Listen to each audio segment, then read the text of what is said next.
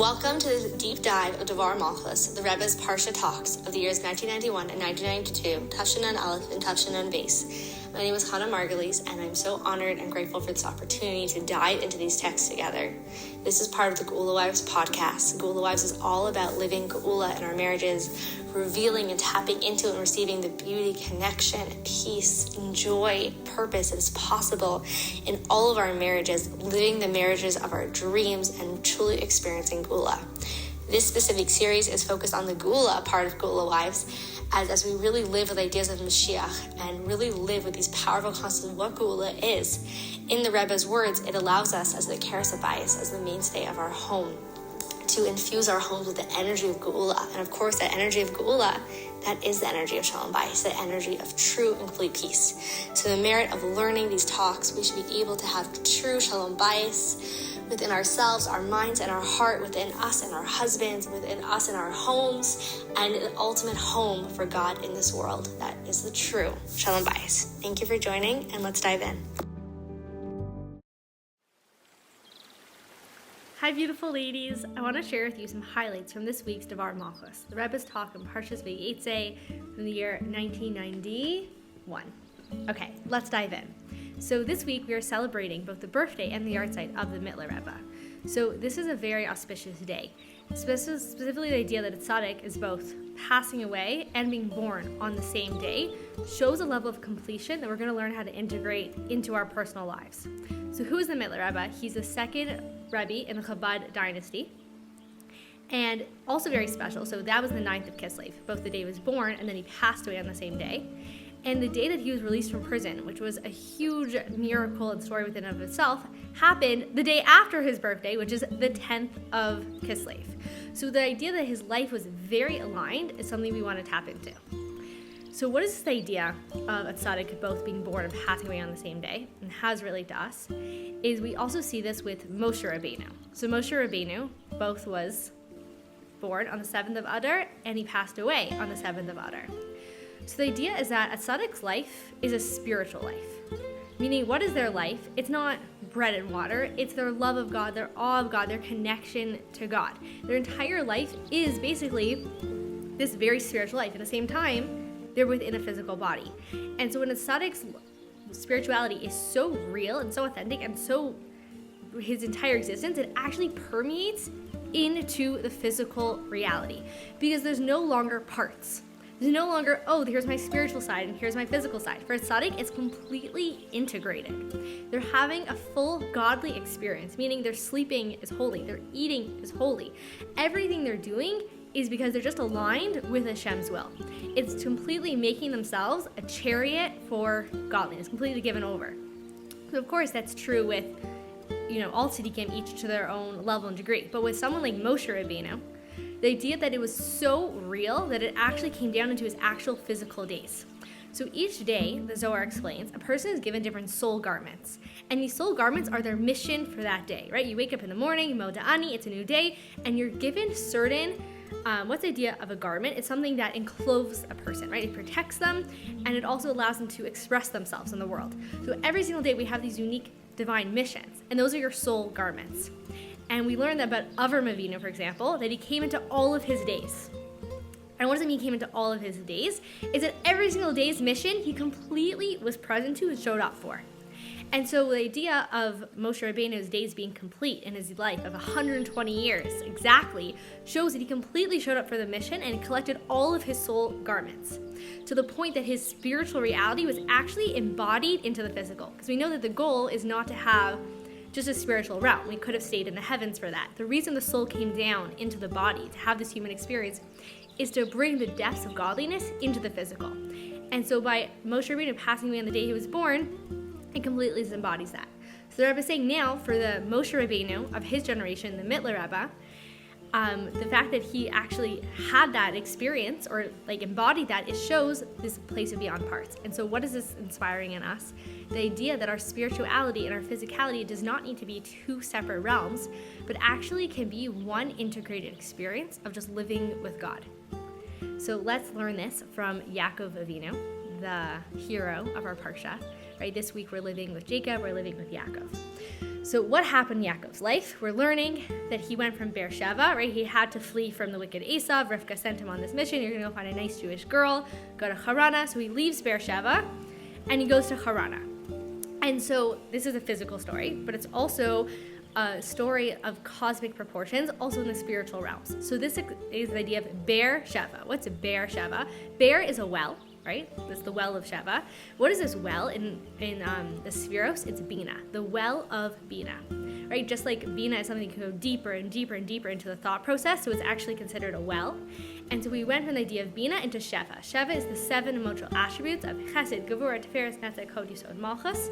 And so we went and took his higher reality, and he was on this journey to go lower, all the way to Harana. And Harana is embodied by Malchus, which is this physical world. So we basically went from the highest levels of holiness, right, Yitzhak and Rivka's house, and he's going to one of the darkest places on planet Earth. He's not just going to Malchus, he's not just going to this physical world, he's going to a society was completely depraved, idol-worshipping, cheating, stealing society. He's going completely into a worldly place. But how's he going? He's going and he's bringing that lights, right, of the higher world, he's bringing that with him, right? He's bringing this well of Bina into the 7 attributes all the way down into Malchus, into this physical world. He's not just keeping his holiness, for his spiritual life in Israel. No, he's bringing that holiness and he's bringing it where? To Harana. And this is something that we can apply. What's Harana? Right, so we know Harana was a completely immoral society. And yet it has the Hay, right? It's not just Haran, it's a Harana. And the Hay represents the Hay of Hashem's name. And so the Hay of Hashem's name we learn in Kabbalah is how Hashem creates the world, through that ha, through that breath, through that exhale, right? So through breath, we can always connect back to the recreation of every moment. And we can connect to how Hashem is creating the world right now. So this is one of the secrets of Yaakov bringing the highest lights of holiness into wherever he went, especially Haran, is that he actually could experience the Hay of Hashem's name. And so this is something that we all have the capacity to do, is to experience the breath of Hashem breathing us into existence, enlivening us in every moment. And from that, we can actually see how there's godliness in everything. How Harana, the most evil place, actually is not separate from godliness. And from that, we can actually not just withstand the test of that place, but actually elevate the entire thing. Right? So what are we learning about Yaakov's life? Yaakov's life is very different than the other lives that we've encountered so far. As soon as we meet Avram Avinu, he's getting out of Padan Aram or wherever he was, and he's going, Ur Kasdim, and where is he going? To the Holy Land. We meet Yitzhak, where's his entire life's journey? In the Holy Land, right? He can't even leave to go make a shidduch with Rivka. He completely is just embodying holiness. Yaakov is the first time we're meeting a Jew going into exile. And what is he doing? His entire life story, basically from when we meet him, is this journey of Beersheba to Harana. And then also afterwards, when he's finally going back to Israel, he's going to encounter Esav. He is the Jew who is encountering the hard knocks of life. He is enduring the tests and trials of the world. And yet, what do we know about him? This is where his life happened. This is where his mission was. This is where he fathered the 12 tribes that's going to become us. It's going to become the Jewish people. And we know that his bed was called perfect. His Shalema Mita. His bed was completely perfect. And so how did he have this spiritual capacity to be so strong and to remain in a state of complete godly awareness, even in such a testing situation of literally living in Lavan's house? So we know just tricked him over 100 times, was constantly just doing trickery. So that is from the nap that he took. Okay, so in this week's Parsha, right, there's that famous story of Yaakov lies down and he sleeps. And he has this dream and that's Yaakov's, right, the dream of the ladder that's connecting heaven and earth, and the angels are going up and down. So where did this night's sleep happen? It happened in the place of the Beis Hamikdash. And Yaakov didn't even realize that he was sleeping in the place of the Beis Hamikdash, or he wouldn't have slept there. But Hashem caused that the sun set early, so all of a sudden you're in total darkness. He had to camp right where he was, and Hashem caused that he would sleep there in that place of Beis Hamikdash. So something interesting is the idea of this word of Yishkav, that he laid down. And we don't know about Yaakov lying down the entire time, right? So he leaves his parents' house, he goes to the house of Aver to study Torah for 14 years. And the whole time he doesn't sleep. He's on his mission, serving God, completely on. Then he has this moment of sleeping in the place of the Beis Hamikdash. And now he goes to Lavan's house, and he's definitely not getting a blink of sleep for the next 20 years. He's completely on the mission for the next 20 years. So what about being in the Beis Hamikdash actually allowed him to let his guard down and be in this place of sleep? So the Rebbe explains in this talk about what is sleep. So sleep actually has a spiritual reality to it, of course. And what is this idea of sleep? Is when the mind and the feet, the head and the feet are on the same exact level. Right? When a bunch of people are in a room, sitting, standing, talking, you can tell, okay, who's more spiritual minded, who's more into the intellectual concepts of the higher faculties, and who's more of a feet kind of person. They like to get stuff done, and they're the doers and the shakers. Like, there's different personalities, there's different faculties that are happening even within our day, right? We have our higher faculties and our lower faculties. We have our more physical parts of our life and the more spiritual or intellectual parts of our life, or even emotional parts of our life, but they're separated, right? The head and the feet are in different levels in the simplest sense of the word, like the way Hashem created us, right? We have our head, and it's over our heart, and it's definitely over our feet. But when a person's sleeping, they're sleeping on the exact same level. And so this is the idea of our spiritual capacities and our physical capacities, our higher self and our lower self, is completely equal in this place of sleep. And where does things get equalized? They get equalized in a place of essence. So it was in this place of the Beis Hamikdash, which is where God's essence is permeating and real and present, that Yaakov was able to have this essential experience where there's no longer higher and lower. There's just essence. So if you're following along from last week, right, we talked a lot about the moon and this place of essence, and we're going back into the depths of essence in this week's Parsha. And understanding that what is this essence and how is this the great equalizer? So what is the difference between 1 and infinity versus 1,000 and infinity or 1,000,000 and infinity? Exactly the same. They're equally distant, equally close. When it comes to infinity, you can't say that something's closer or further than something else because infinity just equalizes the entire situation. So when it comes to being close to God, we can't say someone's closer or further to God because it's God. When Hashem's essence comes out to play, everything is completely nullified. Or give a simple example, right? School children are talking and having this big discussion, trying to figure something out, and then the teacher walks in, right? Or a professor walks in, someone who's heads in above the entire people, above their knowledge, right? So when something greater is present, it causes this equalizing. So when Hashem's presence is there in the Beis Hamikdash, even Yaakov's greatest heights or his lowest parts were completely the same, which is what we're talking about with the Mittler Rebbe, with tzaddikim not having these different parts or these different parts of life, or life being fragmented, but actually this flow of just serving God, where it doesn't really matter if I'm serving God with my mind or my heart or action, it's all just the service of God. It's one flow. And so from this experience of going beyond all parts and this experience of essence, Yaakov is now able to take that experience and go into Haran and actually live that. And the Rebbe is saying that we can do this. Now we can go into our everyday life. We can go into our mission, no matter how dark it might seem. And what can we do? We actually have this capacity to know that it's all one flow. To know that we are in God's presence, and therefore essence is here. And when essence is here, it doesn't mean I don't experience my mind and my heart to be different than the mundanity of my life. It means that I know that they're all just in the service of Hashem. And so there isn't this huge distinction of all these different parts, right? What is stress? It's fragmentation, right? I have this thing and I have this thing, and they're supposed to be happening at the same time, right? Like the definition of stress, fragmentation. When we're able to know it's not heavens and earth, right? The ladder was connecting the heavens and the earth. It's not me versus you or this versus that. No, there's just this oneness that is permeating everything. And whatever's needed in that moment, whether it be action, whether it be speech, whether it be thought, whether it be prayer, whatever's needed in that moment, it's all one. Because it's all in Hashem's presence. And in Hashem's presence, everything comes to that place of equal. So a person is able to actually carry that consciousness, that flow, that menuchas hanefesh, that geula experience, that tranquility, into whatever they need to do in that day. And versus being fragmented, it has that one thread.